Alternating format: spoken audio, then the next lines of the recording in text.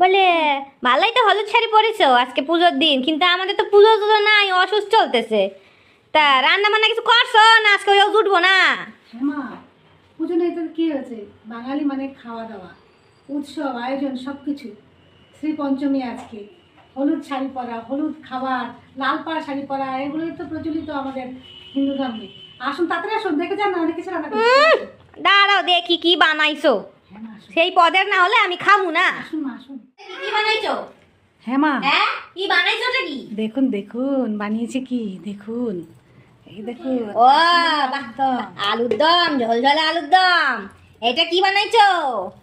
হ্যাঁ ও মা, এটা বাসন্তী পোলাও। হ্যাঁ মা, তারই মজা হইব খাইতে। আর জিভের দিয়ে ঝোল বেরিয়ে যাইতেছে। এটা কি নিরামিষ বাঁধাকপি বানাইছো?